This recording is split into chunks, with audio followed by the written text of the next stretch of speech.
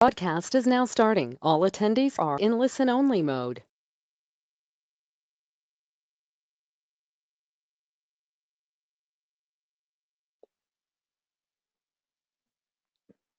Hello and welcome to this ProTrade United presentation on 10 powerful strategies to attract your ideal clients. It's great to have you on the session, and our intention for you over the next 50 to 60 minutes is to give you some great content and ideas that you can implement into your business pretty much straight away to get more of your ideal customers and clients either calling you, emailing you, or lining up to do business with you. So let's get started. So my name is John Mailer. I'm the founder and CEO of ProTrade United, and it's great to have you on the session today. And how are we going to make this work? If you're a first-time webinar user, congratulations on making the step to an online learning platform. If you're a regular user, welcome back. And if you're one of our clients, I know we've got a couple of our clients on the session here tonight as well. It's great to have you here. So how are we going to make tonight work? And I'll tell you a little bit more about our platform in a second. But, relax, sit back. If you get yourself a cup of tea, a cup of coffee, maybe it's another cold, refreshing beverage at this time of the day, relax and enjoy the session. Be open, and take notes as we go. Often my goal through these sessions is not to tell you stuff that you already know, but challenge you on the way you're doing things. So if you're presented with a concept that sort of challenges your current way of thinking, maybe you could have a phrase that goes, interesting, that's different. How could I make that work in my business? Be present. My request is that to get the most out of this session, if you can turn off your distractions, and if you're on the net, be present with this screen and be attentive. You'll get the most from it just for the next 60 minutes.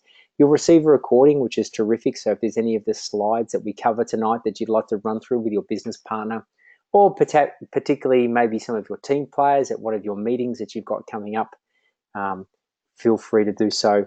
And then also participate and share. I'm going to give you an opportunity shortly to, share some thoughts and areas that you're dealing with in business at this point in time. So that's how we're going to make today's session work. Just a little bit about ProTrade United for those of you joining one of our sessions for the very first time. We are Australia's #1 coaching and mentoring organisation supporting the trade and construction businesses, and we're delivering and supporting them nationally. Our head office is in Brisbane. However, we have clients from as far west as Perth and Fremantle through to Adelaide. Melbourne, we're there with our clients face to face. Sydney, Northern Beaches, Central Coast, as I said, Brisbane, right up to far north Queensland, and out west as well, which is terrific. And we aim to work with these business owners to do generally one of three things. Number one is to stabilize and streamline their operations to help create consistency of income, profit, and cash. And what that does is it gives you choice. Secondly, if you want to grow your business, whether that's the number of projects, the vans you have on the road, maybe the number of teams that you have operating, how do you do that profitably? Because profit can be diminished when you are growing your business. So how do you have both? And finally, if you're thinking about stepping out, either off the tools, stepping backwards from your business, choosing a role, maybe selling it, or maybe managing an opportunity for some of your team to be involved, we can definitely help you with that. Some of our clients, and we had our awards night on Friday night. We had over 200 people at our annual awards gala. And some of these, if you were there, for some of our clients on the session, you'll recognize some of these faces, from plasterers to painters to builders to landscapers, electricians, plumbers, you name anybody who's great with their hands is from a trade perspective is who we like to work with, particularly if they're looking to do one of those three things in our last slide. So this session today, who is it for? It's how to help you think differently about your business, understand how to attract consistent and quality leads, how to avoid the biggest marketing mistakes that trade business owners generally make, how to implement some simple marketing strategies. I've got 8 there, but we're going to add a few extras onto the mix as well. how to discover ways to increase your marketing return on investment, and fix lead generation challenges, and I've got an asterisk there, forever. So this is your opportunity to interact. So you'll see a control panel on your right-hand side. And on that control panel, you'll have an opportunity to type in some questions and also hit a little hand figurine that you see there. So what I'd love you to do is just, let's start getting interactive. Just click on that hand figurine, and what that does is it says hi, it says hello, it tells me that you're hearing what I'm saying, and we're on the journey together. So Rosemary, thank you for that. Lee, g'day, good to have you on the session. Kim, terrific. Gavin, David again. Got Brendan, Matt, and Mark. All great to have you there. Thank you for doing that. That just tells me that you're hearing what I'm saying and you're ready to play. So let's have a look. As we all know, as business owners, there's the roller coaster ride of being in business. And, you know, working with some clients today, one of the things that came up for me was, how do I get rid of the peaks that aren't so high and the troughs that aren't so low, which is really about, you know, instead of the roller coaster ride, which is super highs and super lows, it's how do I, you know, even that out? Not that it's a flat line, but how do I have a consistency which minimizes the lows and definitely helps you manage the highs a lot better as well. Secondly, we want to avoid what I call the squabbling seagull syndrome, where when there's, you know, very little work or opportunities around, that's the perception anyway, and that you've got businesses who are squabbling over that last opportunity and doing what it takes. And, you know, we aim, when you come back to that, those highs, is how do we not necessarily have consistent highs where you're run off your feet and you can't keep up with the workload, but how do you have it where it's consistent and you minimize where you're squabbling like the seagulls over the lost chip. So what I'd love to hear from you guys is, what is the hardest part that you are facing now or have done before around generating quality leads for your business? I'd love you to go to that comment section and just type in what you're experiencing right now, or what do you find generally is the hardest part for you to get quality leads. Not necessarily winning the work, however, generating the leads. I want to give you 30 seconds to type in some of your comments and just see how close we are to each other on the journey. Away you go. What do you find the hardest for you in attracting quality leads consistently?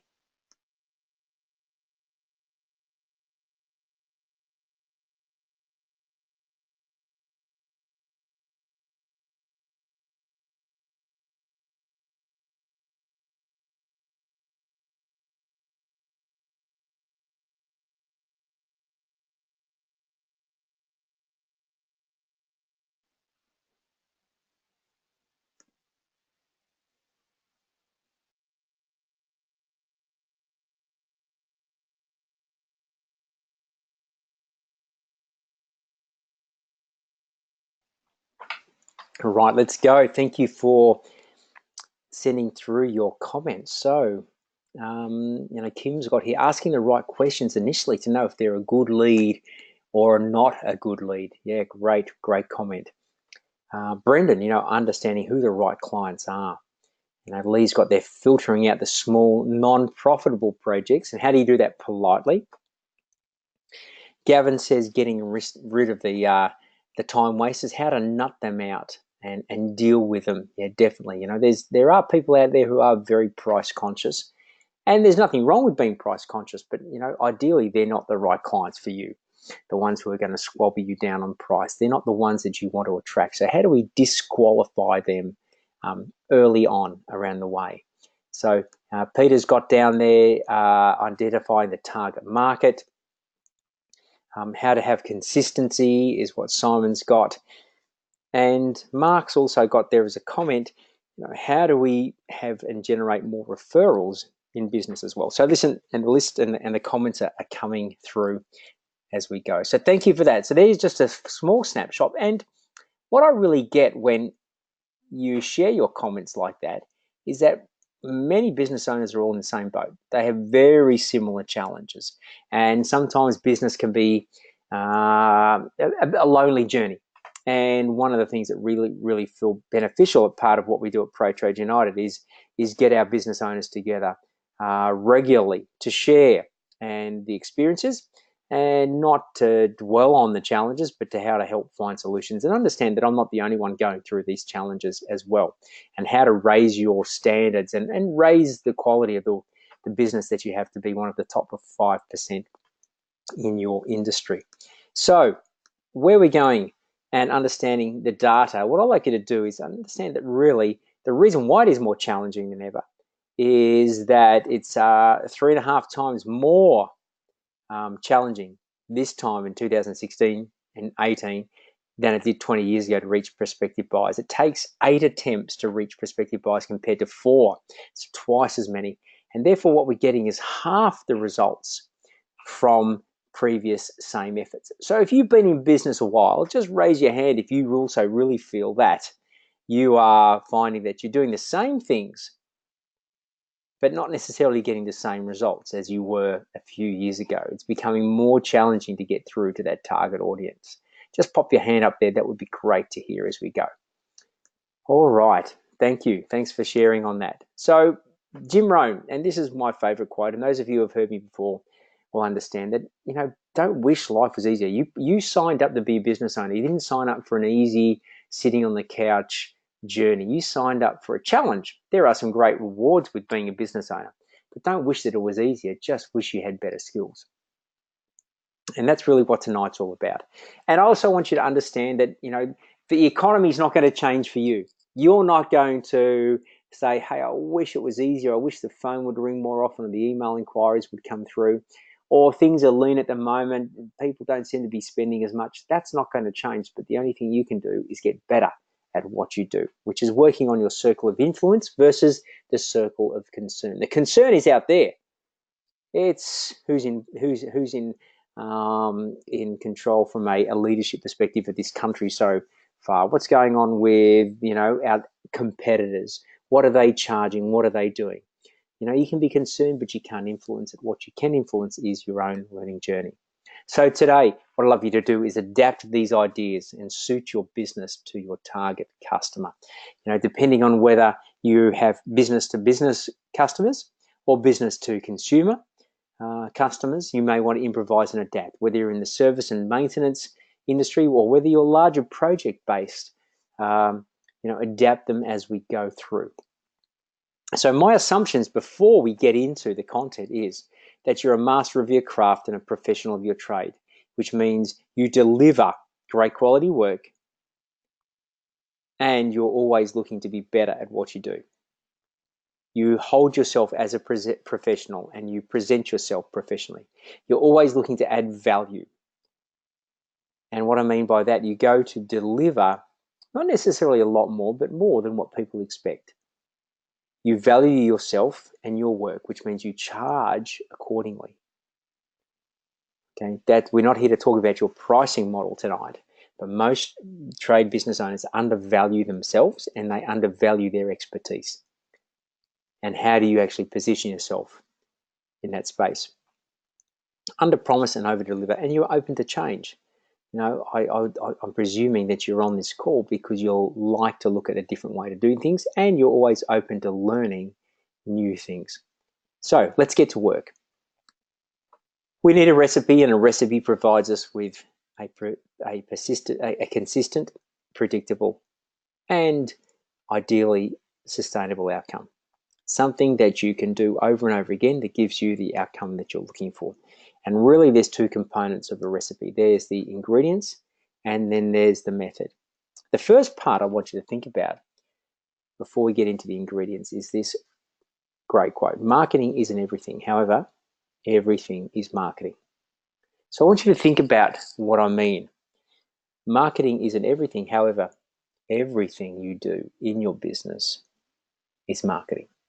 So marketing may not be everything that you need to work on in your business. However, The way you answer the phone is marketing. The way your team are dressed is marketing. If you show up on time is marketing. Your signage is marketing. How quickly you get back to quotes is marketing. You're sending a message at every interaction with your client that is telling them about your business. So I want you to think about that as we get into brand later on, that every little touch point is so important in your business. So parts of our recipe: we need a target customer. How do we be different? How do you create world-class perception? Build consistency with your brand. Know a couple of these and acronyms, which we'll run through when I get there. Know your game plan and be consistent and persistent. Those last two are probably the most important. Be consistent. If you want consistent output, you have to be consistent with the input. And just because it doesn't work the first time doesn't mean that it's a bad idea. Maybe you've just got to be more persistent with it and trial different ways. So with your target audience, we have to think fishing. So this gentleman here, he's looking for a big fat barramundi. So he knows that barramundis don't necessarily hang out in Sydney Harbour, Port Phillip Bay, Brisbane River. So if you want to go after the barramundi, you've got to go where the barramundi live. You've got to know what bait they like. You've got to know the time of day that it's best to fish them. You've got to think how the barramundi thinks to be able to attract them to your lure or your bait.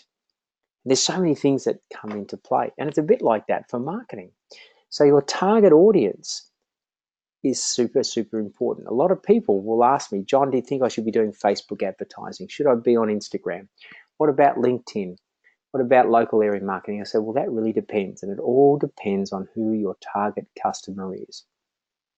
And I call it the dream customer. And our dream customer fits into what we call a sweet spot. You have a smaller component of your market, a larger component of your market. When we sit down with clients, we go through a very detailed game plan to be super specific about who your dream customer is. But there's a sweet spot. There's a sweet spot of the customer that fits the following 5 categories. They're profitable for you. And these are the 5 Ps. I'd like you to think about those dream customers, or maybe think about those customers that you just don't ever want to work with again. I guarantee they're the opposite of at least one or more of these. So the 5 Ps, they're profitable. They pay on time. It's a pleasure to do business with them, which means you enjoy actually working with them. They feel like a partner in your business because they refer work and customers to you. And there's a pathway of least resistance to the decision maker. So for some of you in the business to consumer space, that is the homeowner. If you're in the business to business space, maybe it's a strategic partner. So for example, if you're a landscaper and you get referral work from a builder, then this is your target customer or one of your target customers. If you're a service maintenance business and you do work with property managers or body corporates, they become part of your target, or maybe they're the conduit to your target audience as well. So once you know your target audience and once you know your dream, then you can go to work on understanding their needs and wants and desires, but also their doubts, their fears, and their concerns, and what are their challenges, and what is the message that you want to deliver to that target audience. So go to work. This is not easy, by the way, but history will tell you the story. If you think back over the last 12 months about the great, the best profitable, enjoyable jobs that you've done, that will tell you and give you an inclination who your target audience is. Next part, let me ask you this question. If you were looking for a quote or a price on a particular job, and you had the choice between this guy, and this guy, who do you choose? The question is pretty simple. And it's also easy to answer. You'd go with a person because they all look the same who provides the most cost-effective price. They all say the same thing. They all say they're going to deliver on time and on budget. They say they're going to be professional and they offer the best service and the best product. They all say the same thing. You've only got one thing to choose between them, and that's price. Now, I know the people on this call, in this session, would not want to compete on price. So how do you explain to people that you're different? And here's what I want you to think about. It's not necessarily that you're better, it's that you're different.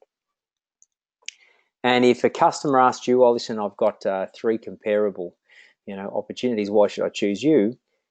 Never say, oh, I offer better service or I offer better product. You have to share why you are different.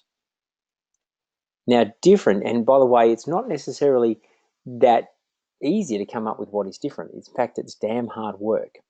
But you obviously need to state it in your marketing material.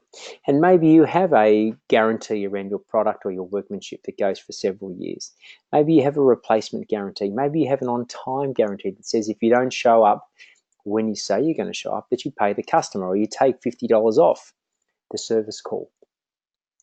What cheeses your target audience off the most, and then go to deliver on it? You have to be what we call the purple cow. How do you stand out amongst the competition to be the obvious choice? And again, we have a worksheet that we work with our clients on to help them come up with their point of difference. And we call it a brand promise.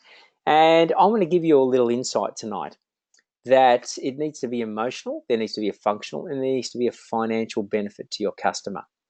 You have to understand that your customers are greedy, lazy, impatient, and vain. And I can tell that everybody on this session is greedy, lazy, impatient, and vain. And let me give you the example why. If I could give you $1 million or $10, what would you prefer? I'm hearing a roaring $1 million. Geez, you guys are greedy. Now, would you like me to deposit that into your bank account and distribute it accordingly? Or would you like me to give you a check that you have to take down to the bank? Wait 5 days to clear. Geez, you guys are lazy. You want me to do that for you? Now, would you like that now or in 12 months' time? You want that now? Geez, you're impatient. And would you like me to shake your hand, pat you on the back and say thanks very much for this experience? Well, you just want to feel good about yourself. So how do you go to be different? Give more than you promise, make it easy for them, make it happen quickly, and make them feel good in the process, and guarantee that you will do that in some way, shape, or form. That's how you work with it. So that's your point of difference. How do you stand out from the competition?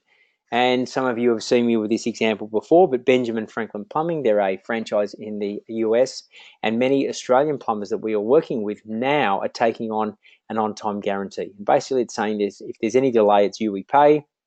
If we're not on time, we pay you $5 per minute that we are late. Now, I know quite a number of plumbers here who would say, geez, if I put that into place, I would go broke.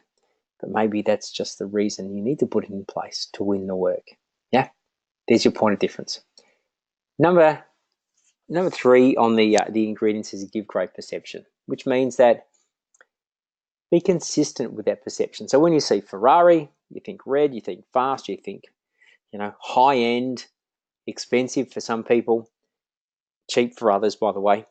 But it's different, it's unique, it stands out. And therefore you expect every touch point with the Ferrari brand to be similar. When we have a look at this, we have to think about the perception of the tradie.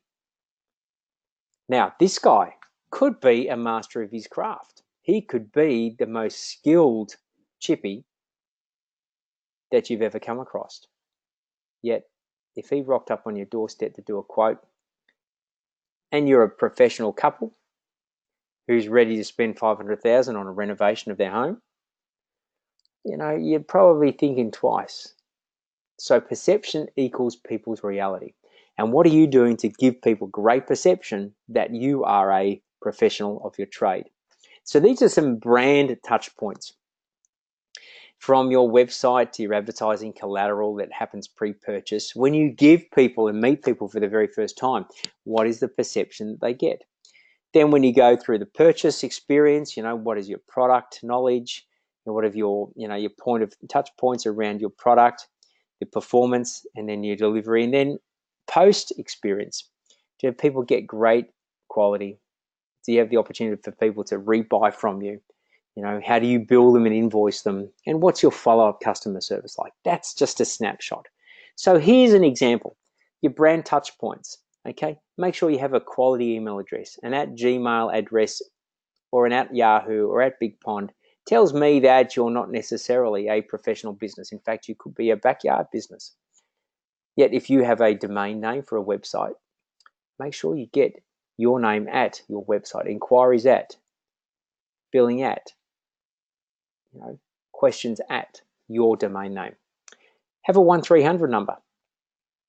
That's another thing. You may have a mobile number, but get your 1300 number connected to your mobile number. A 1300 number tells people that you are a professional. You've taken time to set up your business professionally. Have a professional voicemail. Wear a uniform. Make sure you've got stationery and letterhead and business cards and presentation folders. You've got signage on your vehicles. You've got a website, even if it's a one-pager, and your vehicles are clean. They are just really simple touch points that will tell a lot of people about your brand and attract more opportunities to you. Online is definitely an important aspect, and make sure that you have an online presence to match your offline perception. We've got to know your numbers. Now, what I mean by knowing your numbers is, number one, know your allowable cost of acquisition. So let me ask you a question. If you were to give me $1 and I gave you $10 back, how often would you give me $1? I guarantee it's probably as quick as you could get it out of your pocket. Now, if you gave me $1, I gave you $1 back, you'd be going, well, it's taking me a bit of time to get that out of my pocket. It's probably not worth it. And what about if you gave me $1 and I gave you 90 cents back? You'd probably go, there's no way I'm going to give you another $1. Yet that's what happens in business every single day. People spend money not knowing what they expect in return. So when we work with our clients, we help them sit down and say that if you're going to invest $1,000 in some sort of marketing activities, you need to know how many inquiries and how much new business you need to win to make that $1,000 investment a good return on your investment. With your return on investment, yes, you have money, but you also have time and energy. So understand that maybe if you don't have the dollars to invest, going out to networking meetings and spending time with people who aren't necessarily your target audience can be a waste of your time. So this is why having a clear target audience and knowing where they hang out is so important. And the last thing there is, how many leads do you require? So I always like to ask our clients and keep them on our toes and say, listen, over the next 12 months, how many leads do you require to hit your numbers, to hit your required revenue and your profit? And how are you going with that? So let me ask you guys listening on this session, how many leads from this point on to the end of the financial year do you need to hit your targets? If you can't answer that question or have access to the answer, that's a good place to start. So let me give you an example. So here is a business, and we're going to make this up. They have a profit target of 150,000 at 15%. They therefore require, at 15%, a revenue target of $1 million. Their average job value is $10,000, so they need 100 jobs. But their conversion rate of quotes given to jobs won is 50%, which means they need quality leads of 200. So around about, in this situation, divided by 50 odd weeks, about 4 a week. There we go. 4 a week is their target. That's the number they need to know. That's what I think you need to be able to work out in your business. And then you create your game plan and your process around those numbers. Where are they going to come from? Where are you going to spend your money?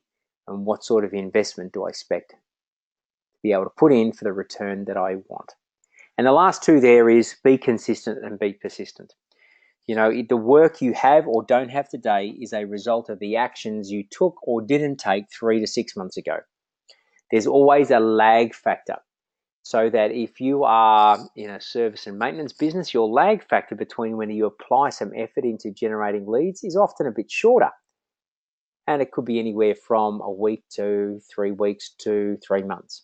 If you're in a project-based type business, whereby you're looking to win projects on a larger scale, then the work required to win that needs to be put in 3 to 6 months, in some cases 12 months prior to that. So I want you to think 12 months down the track. What do you need to be consistent at and persistent to provide you with a full book of inquiries coming in every week.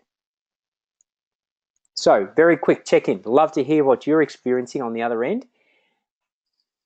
What has been valuable so far before we get into our method and the key things that you can put in place for your business? I'd love you to just share in that comment section what you found valuable so far, or maybe what's some action that you're going to take and commit to moving forward around what we've covered off so far. I'm going to give you 30 seconds. Please type away.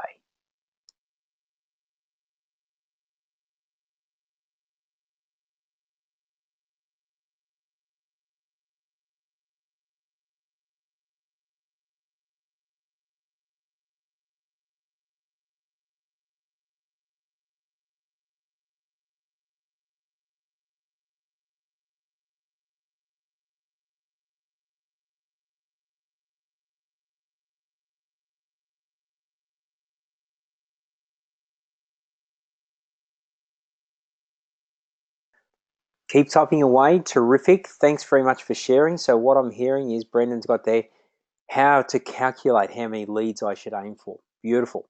If you don't have a target, you can't hit it. Now, if you don't know how many leads you want to attract, how do you know whether you're on track or off track? You know, Matt has shared there is ensuring consistency all the way through sales process, including your afterworks, to ensure a returning customer. You know, and Gavin shared that I didn't have how many leads I needed and what figure I was wanting to earn for the financial year. Got to start thinking about stuff like that. Thank you, Gavin, for sharing. Perfect. You know, the brand consistency table is very informative and a great overview. So there's some of the comments that are coming through there. The last one here from Peter has got around understanding your target customer. Simon's got around point of difference. What is my point of difference? I'm not sure. I need to go to work on that one there. And a few more are coming through. So thank you so much for sharing on that. Please keep them coming as we go. And if you want to feel like adding anything as we continue this session. So we need the recipe. That's what we covered off on. Now we want to cover off on the method. And these are history tells a story. We need to build credibility, a website online, local area marketing, gratitude marketing, having some strategic partners, and your top 25 as we go. Let's continue. So history tells a story. I was working with a client today who said, I have just won the dream job. I said, tell me about that. Well, it's only about 15 minutes from home. It's going to be about 6 weeks of consistent work for my team. It's profitable. The builder didn't ask me to quote because I've done work with him before. He said, listen, I trust you. Can you just send me through a pricing that you feel is in the ballpark just so I can get back to the client? And then we can go to work on, the details. I said, wow, how many of those would you love a year to fill your calendar? He said, well, 6 weeks, 52 divided by 6 weeks, and say it's 48 weeks, we divide that by 6. Oh, what about 8 of those? Perfect. How did you win that job? Well, it's a word of mouth. I've been consistently, providing good quality work in this situation, and he's going to refer me to another builder as well. Terrific. Your network in this situation is where your leads are. Stop wasting money, on internet marketing. Yes, you want to do a Facebook presence. You may want to have a social media presence just to sort of build credibility in the background. But stop wasting money on things that don't bring you any leads. In the last 12 months, if you're not tracking where your business is coming from, then you're missing out on a massive opportunity to, reinvent and reinvest in the future. Look back over the last 12 months. Where have your dream jobs come from? Where's the source? Just repeat that. If you've got 1, 2, 3, or 4 jobs from that source, then just repeat that again. A classic example, we had a builder who was investing thousands of dollars a month in search engine optimization and pay-per-click on Google. He wasn't getting any results. I asked him, where did your work come from over the last 12 to 18 months? Look back, he said, referrals from architects. I said, well, what are you wasting $2,500 a month on your web advertising if that's not where your leads have come from in the past? How about you take half that amount?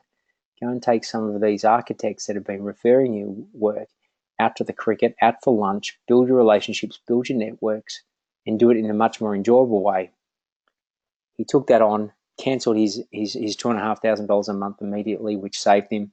He invested $500 a month to take a few people out for lunch, and all of a sudden he had a full calendar in 6 months' time with work lasting the next 18 months. Often history will give you the story. Don't have to do what everybody else is doing. Keep to the fundamentals. You want to build credibility. So every business, I believe, needs to have what we call a credibility pack, where you can present your potential customers with custom brochures that have your details on, explain your brand promise, your point of difference, have testimonials. And this is information that you can share around to help build that credibility with your target audience.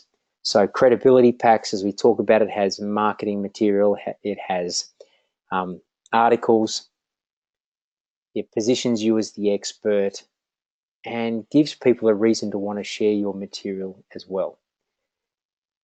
One of the things I talk about with your credibility is invest $1,000 in getting presentation folders, business cards, brochures, little one pages, frequently asked questions, testimonial sheets, print it up so people can readily access and understand why you are a master of your craft, a professional of your trade, and why should people do business with you.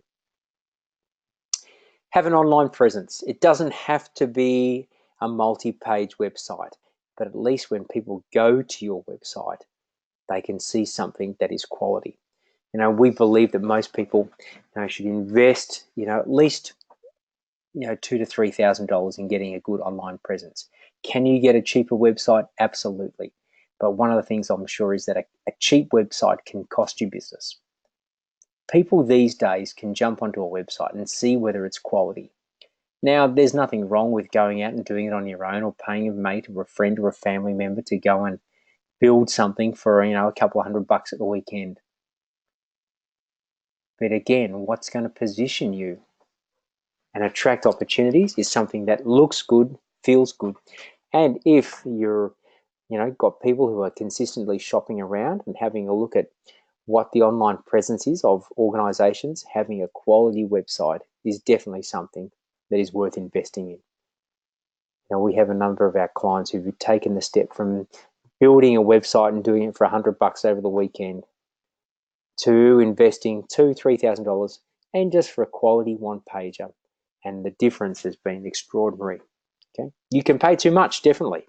I agree. You can get ripped off, unfortunately, but you can pay too little. Local area marketing. Please do not underestimate the benefits of simple local area marketing. So what I mean by that is signage on site. If you're on site, if you're doing work for a home and you're there for a week or 2 weeks, make sure your team park the vehicles outside. You actually put signage up. It's so important to let people know who you are and what you're about. If you're even doing service and maintenance work, make sure that you put a little A-frame on the nature strip. The nosy neighbors want to know what's going on at their neighbor's place. Give them a reason to look. The vehicle parked outside the front. The A-frame on the nature strip. Back that up with little flyers that go into the mailboxes within 5 or 10 houses either side. You pick the number. We call it a 4+3 strategy, which is the 3 houses either side and the 4 across the road. Let people know that you're adding value to your neighbour's property. Maybe you're doing some service and some maintenance work. Maybe those people are looking for a plumber or an electrician, or may look for a plumber or an electrician. Add a little offer if you like. If you're there for a period of time, let people know that, hey, we'd love to meet you and maybe come and do a complimentary quote on some work to add value to their property. So that local area marketing, I call it marketing 101. It's the basics, it's the fundamentals. Most people forget this as a way to generate great local work. Again, here's some opportunities and some examples. You can jump online and love to help you design some of these if you're doing some work with us as well. You've got to build credibility, as I said, with a credibility pack. It points you out and makes you look like a professional of your trade. Freely hand these out. Yes, they cost a little bit to get done up, but again, positions you as the expert. Next, I want to talk about gratitude marketing. I don't think there's anything more powerful than thanking people for the opportunity to quote for them, to provide and do the job for them. In fact, it's a great way to build your brand and your point of difference as well. So here's an example, a painter that we were doing some work with, finished a paint job, but understood that the family had kids, so they put together a little paint kit with some crayons and some caramel dip for the strawberries, colouring book as well. Be different with this. You can always use a gift company that helps you with little gift hampers. But remember, it's not necessarily about the quality of the work that you do, although it's important. It's how you make people feel along the way. So I'm a big believer in thanking people every opportunity. It's an easy word to say, but very rarely said. Thank you for the opportunity to meet with you today. Thank you for the opportunity to quote or put a proposal together. Thank you for the opportunity to meet with you even though you didn't get the business. How about a thank you before you start the job? Maybe a thank you at the end of the job. You have to have people go, wow, that was different. They did the job, but they also said thanks so much. Remember, if you want more dream clients love to be thanked. Next, I want to talk about strategic partners. Strategic partners are these people that ideally are the leverage to your ideal customer. These are the ones that will refer people to you consistently. Now, what I want to ask you is, what is it that your referral partners want when they refer people to you? And the answer is not money, it's not a kickback, it's not a little cash bonus. They want you to make them look good. So what I want you to think about is that anybody who refers business to you, you have to do a great job. So if I'm a builder and I refer a landscaper, I want the client to be ecstatic with the experience. Otherwise, I look like a dud. Yeah. So if I'm a property manager or a body corporate manager and I refer a electrician or a plumber, I want them to do a great job, and I want the customer to have me, feel good because I referred that person across. Yes, you want to thank them periodically for continuing to refer work. You want to look after that relationship.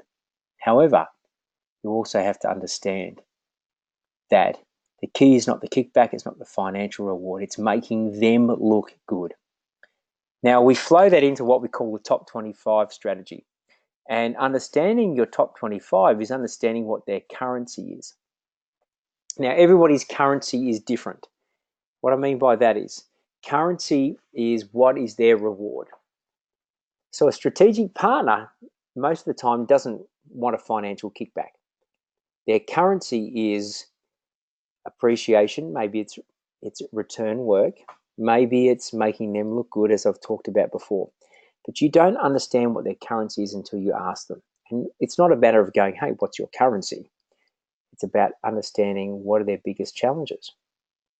So if I'm a landscaper, I'll use that example again, and I'm working with a builder, I say, listen, what is the biggest challenge that you have as a builder when you're working with subcontractors or contractors like us? And they'll tell you. He says, great, well, listen, what I guarantee to do is ensure that you never have that experience with our business. Now, a builder might say, oh, listen, they're disorganized, they don't finish the job properly, the client always comes back to me instead of going to you. So you would then go to work and say, great, well, what I'm going to guarantee is I'm going to be in communication with you. You can guarantee that I am always going to deliver quality. I'm going to be organized and professional and working with other trades. Great. If you can just do that, I'm going to refer work to you.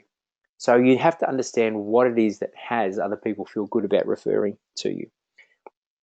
Here's a little letter that, we have templates of dozens of these available, and this is a letter that you could send one of your potential strategic partners.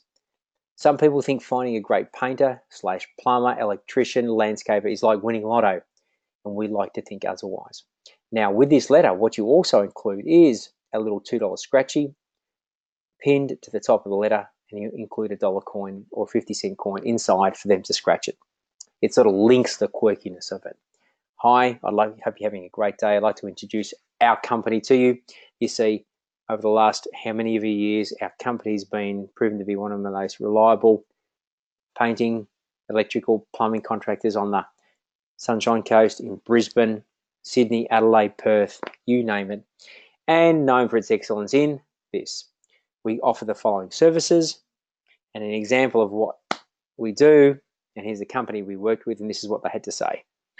So it's a little bit different, yeah, not better, it's just different. It's quirky, it's got a reason to open the letter, and when you do a follow-up call, you say, hey, how'd you go with the scratchy last week? Just want to check that you had a win. Terrific. The objective of this letter is to get a meeting. That's it. The objective of an introduction pack is to get a meeting. Then when you get a meeting, you may have the opportunity to quote, and then you have the opportunity to win the work. So one step at a time. And this all fits into what we call our top 25 strategy. So one of the projects that many of you can do once you get off this session is to write down a list of the top 25 connections, businesses, collaborators, people that if you had a great relationship with over the next 12 months would make a significant difference to your business. Who would they be? And then go about connecting with them. The amazing thing about having a list is that when you make it visual and you see it daily, incredible things happen to bring those people into your orbit. I don't know how that happens, but it happens with our clients over and over and over again. Unless you know who you want to attract, how do you know if they're sitting right in front of you? So it's incredible how this is working with a builder. When we sat down with him 3 weeks ago, he wrote out a list of 25 other builders, because he just does renovations only. He wanted to collaborate with builders who do new homes only. And he specialises in Queenslanders, and he wanted to collaborate with businesses who don't do Queenslanders. And he wanted to collaborate with architects. So he wrote down a list of all of these people. And he called me 2 days ago and said, John, you never guess who I met at a function that I went to on the weekend. And I said, who was that? And he said, one of those architects that I talked about on my top 25, well, I got introduced at this event. I said, isn't that incredible how that shows up? People will just come into your orbit in a funny way, but unless you're clear about who you want to attract, it will never happen. All right, so you've got a lot to work on tonight as we come to the close of this session. A lot of ideas, ideally, and deciding what not to do can be also as important as what to do. I'm a big believer that the information we've talked about tonight in this session is about sustainable knowledge, not disposable knowledge. And what I mean by that is sustainable knowledge changes from year to year. It used to have a good website. It used to be, let's do a newsletter. Then it used to be Facebook. Now a lot of people are using Instagram and LinkedIn. Soon it'll be another method and medium to attract your ideal customer. That changes from year to year. The fundamentals don't. Get good at the fundamentals. Be consistent and persistent with it, and you can transform your business. You can transform any aspect of your business, by the way, in the next 90 days with focus and support and guidance around what best to work on. Less can be more. So what I'd love you to do before we bring together this close and an opportunity I'd like to share with you is write into that box what has been valuable in that last little section from what we've covered, and what do you feel you can go to work and take action on. I'll leave you with it. Just type away just for the next 30 seconds.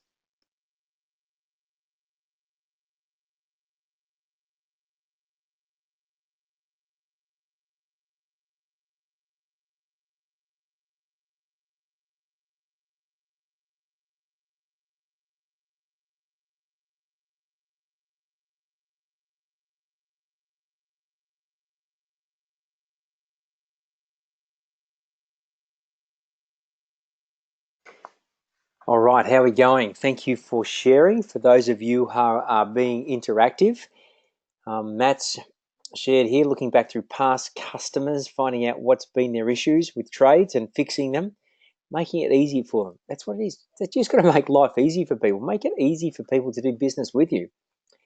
Gavin's got networking leads that are going to equate to more quality leads. Yeah, absolutely. I'm a big believer in leveraging, which means finding ways to achieve more with less.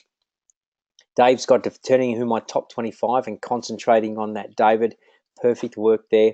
And Brendan, understanding the currency of my networks or builders and making sure we can deliver to distinguish ourselves.